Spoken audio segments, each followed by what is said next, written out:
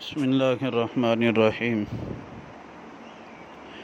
ان الحمد للہ والصلاة والسلام علی من لا نبی بعدہ ولا رسول بعدہ اما بعد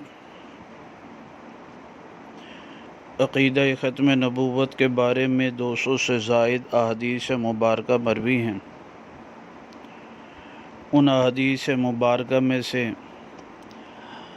آج 64 نمبر حدیث مبارکہ کو بیان کیا جا رہا ہے۔ یہ حدیث مبارکہ مستدرک حاکم میں کتاب الفتن والملاحم میں رقم الحدیث 8626 صفحہ نمبر 584 اور جلد نمبر 4 اس میں یہ روایت مبارکہ مروی ہے۔ حضرت ابو بکرہ رضی اللہ تعالیٰ عنہ فرماتے ہیں کہ بے شک رسول اللہ صلی اللہ علیہ وسلم ایک دن کھڑے ہوئے، فخطب، آپ نے خطبہ دیا، فاثنى علی اللہ، پھر اللہ تعالیٰ کی تعریف بیان کی جیسے اللہ سبحانہ تعالیٰ کی تعریف مناسب تھی۔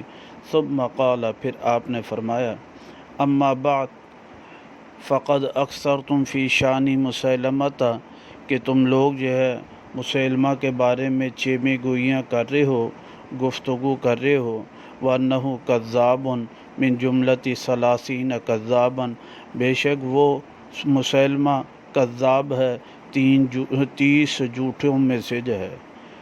اور پھر فرمایا یخرجون قبل الدجال، وہ 30 دجال نبوت کی جھوٹی نبوت کا دعویٰ کرنے والے دجال سے پہلے نکلیں گے۔